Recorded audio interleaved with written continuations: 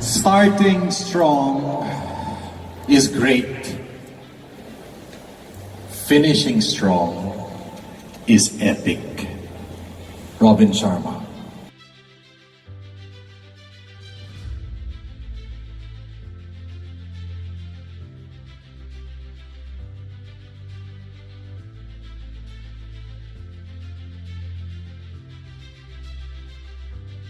I remember the 35th kilometer of the Berlin Marathon. Pag marathon kasi 42, so 7 kilometers to go. And I was telling myself, nakaka-35 na ako. So siguro, slow down a bit, relax. Besides, of the 50,000 runners, by that time, yung 10,000 nag-quit na. Yung 10,000 nag-iisip ng mag-quit. So feeling ko, hindi naman ako mag-quit, medyo pabagala ko lang ng kaunti. And when I closed my eyes to relax, whose face do I see? My eldest son, Donnie, yung artista. Nagkasundo kami that I will reach a new personal record in that marathon, which was my maybe 8th or 9th marathon. And I remembered, meron palang chip dun sa aking numero at tinatrack niya ako sa computer online. Ibig sabihin, every kilometer, he knew my time. At malalaman ni Donnie, habang pinapanood niya, na pagdating dun sa 35th, bumagal na ako. And after the race, I know that already my son would ask me, Dad, what happened to you dun sa 35th? Kasi medyo bumagal ka. Now, kung sobrang cramps all over, so son, grabe, I was cramping all over. Pero tinapos ko pa rin, bilip siya. Wala namang cramps eh. Or maybe I could have said, grabe, mali ang hydration ko, mali ang nutrition ko, so nagsusuko si daddy. Tinapos mo pa rin, believe siya. Eh, hindi naman ako nagsusuko eh. I would have told my son, pagod na ako eh. And you know what Donnie would have told me? Dad, lahat ng sumasali sa marathon, napapagod. You quit. I gave up on the goal. If I slowed down. And he would have been correct. And because I knew I could not face my son and tell him that I quit in the last 7 by slowing down and not reaching my new target, I had no choice but to finish strong. And I did reach a new personal target. Number 1, the temptation to settle for mediocrity. Pwede na. Pasado na. Compliant naman eh. Number 2, the power of technology. Dahil kung walang technology, hindi niya ako matatrack eh. Kaya galit na galit ako sa technology noong araw na yun. But number 3, the need for accountability. Kailangan nananagot tayo para maganda ang takbo natin. 7 big ideas. Number 1, if we are going to wow ourselves to the finish line and not whimper our way na naghihingalo sa finish line, we have to accept the fact that stuff happens. Ibig sabihin, minsan may trigger sa mundo natin na hindi natin naasahan. May insidente. A stimulus is a force, something that you did not expect. Or feeling natin, more of the same naman eh. Wala naman nangyayari pagbabago eh. At kung minsan ay di-discourage tayo, minsan nabibigla tayo. Change is happening. Do you agree? Change is happening every day.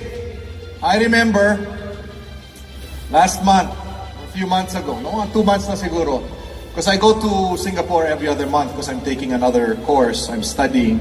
I'm a lifelong learner. I study in a school called INSEAD. But this time, I had a friend who invited me to go to the Singapore Institute of Technology, SIT. While we were talking, sabi niya, why don't we have coffee?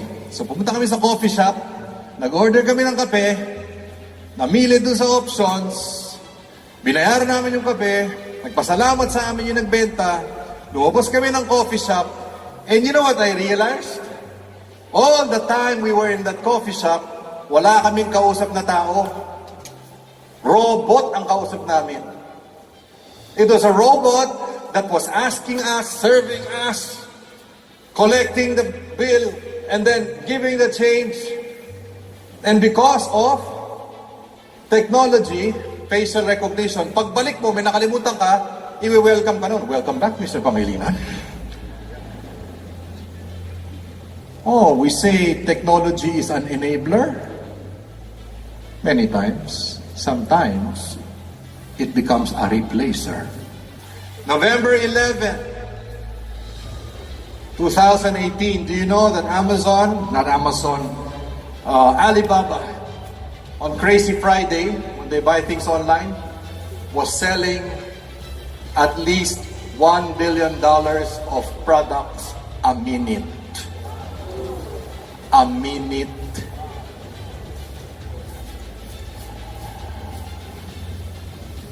But it's not all online, ha? Kailangan magaling ka rin offline. Ay ba kasi feeling nila dahil nandiyan na online, hindi na kailangan ng offline. Tama ba? Importante ang high-tech, pero mas importante ang high-touch. When you press flesh. Tama ba? You think the Chinese are good in online? Of course.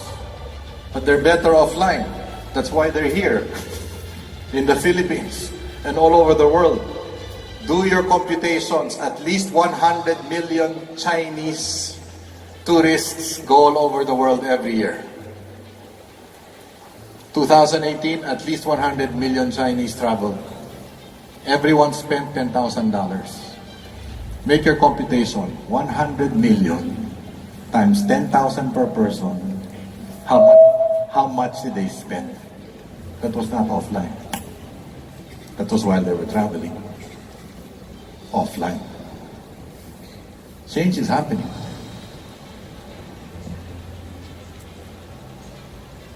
In the 1980s in this country, 1980s po, alam niyo ba na 9 out of 10 children ang idol nila magulang? 9 out of 10, ha? Noong 80s. Alam niyo ba ngayon? It is 4 out of 10. Meron pang mga lugar dito sa Pilipinas, 2 out of 10 na lang. Pag tinanong ang bata, 2 sa 10, ang idol nila hindi magulang. Sinong idol nila? Sinong idol nila? Tell your seatmate, hindi ikaw, hindi ikaw. Who are the idols? Creations of media, right? Creations of media, whether it is in sports or in showbiz. Why? Power of technology? Yes, but also the failure of talents. Delegate ng delegate eh. Delegate ng delegate. May mga bagay hindi ka pwedeng i-delegate. Tama ba?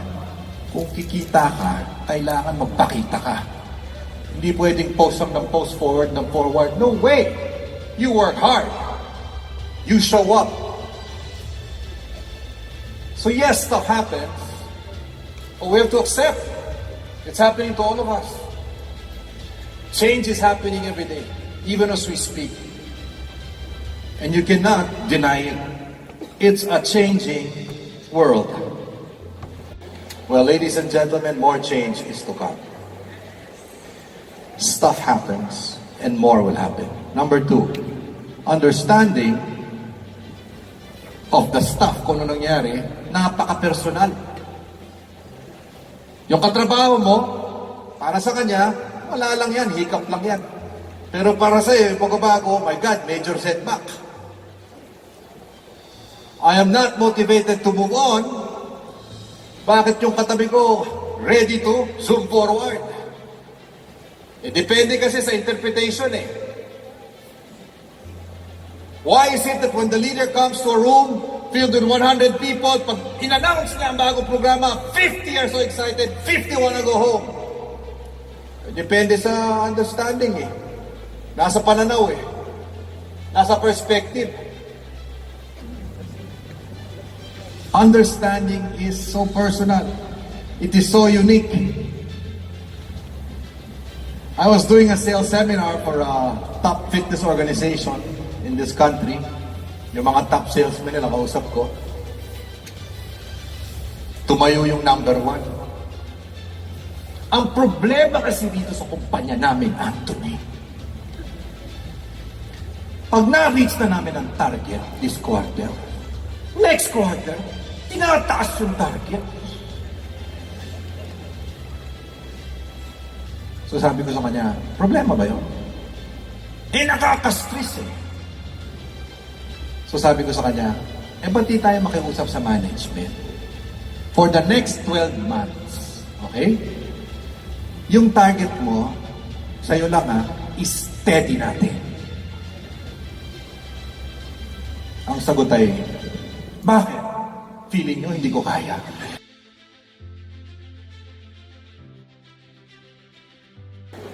Di yung maintindihan di ba? Peter Senge is from MIT, Massachusetts Institute of Technology. Ang ganda nung kanyang illustration eh. Kumuha siya ng rubber band. Tapos, trinets niya. Can you see this? Okay? Vertical stretch. And I love what he said. This is your reality. Nandito tayo ngayon. Okay? This is your dream. Okay? Ito ang pangarap natin. Are you following? At dahil po may gap dun sa realidad ngayon at yung pangarap natin, meron tayong nararamdaman. Ano yung nararamdaman natin?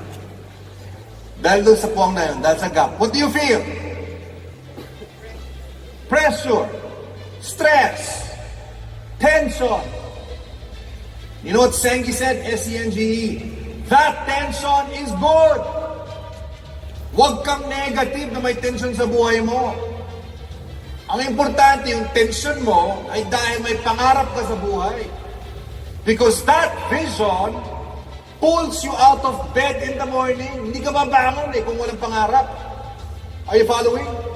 He calls it creative tension. It inspires you to move forward. There are only two ways to lessen the tension. Kasi pag sobrang naman ang tension, ano mangyayari?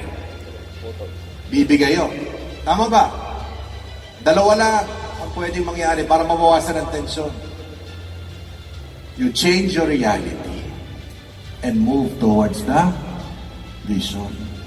O pwede rin yung isa. Huwag ka na lang mangarap. We are insatiable. And we were meant by God to move from glory to glory. Huwag kang kampante. Huwag na yung pwede na. Mangarap ka pa. But you have to accept the fact that there will be tension. Importante yung tension dahil sa vision. 100-meter final sa Olympics. Baka mas madali ito. 100 meters takbo. Lahat ng mga tatakbo nandito sa starting line. Ito po ang finish line. Question. Meron bang tension sa mga tatakbo sa starting line? Of course!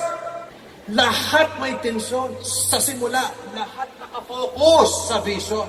And when the starting gun is fired, because of that tension based on the vision, everybody goes to the finish line. Nobody goes to the left. Nobody goes to the right. Thank God for the tension. Magpasalamat ka sa mga tensyon ng buhay mo. I don't know if I shared this before. I think I have to stress it again. No matter what happens to you, one of my mentors, John Maxwell, reminds us, it's not what happens to you that's important. It's what happens in you. Yung reaction mo importante. Yung pananaw mo importante. Hindi ko na nangyari sa'yo. Yung sagot mo. Ang hayop, mga kaibigan, ulitin lang natin to, alam nyo na to, pero nakakalimutan natin. Pag meron pong puwersa o stimulus po tawagin, hindi nag-iisip yan. Bigla niya magre-react. Instinct. Ang tao, pag may nangyari, may gap muna eh. Hindi basta-basta dapat nag-react yan. May gap muna, may panahon. Bago siya nag-react. Anong dapat nangyayari dun sa gap na yun? What's supposed to happen when something happens to you? What are you capable of as a human being? You think. You process. You seek counsel. You get advice. You pray. You breathe. Because when you breathe, you make better decisions when you're at rest. At ang humihinga, namamahinga. Ang problema natin, pabigla-bigla reaction eh. Yan ang problema natin sa bayan natin kuminsan eh. Feeling natin lahat, biktima tayo. No, you're not an animal. You can always choose. You can always respond. To respond is to positively react. No matter how challenging the situation, no matter what your problems are, no matter how difficult the competition, no matter what your children don't do to obey you or your husband or wife has done to hurt you, you can always win if you choose to react positively. That's not the victim's mentality. That is the victor's mentality. And that is for every human being like you and me.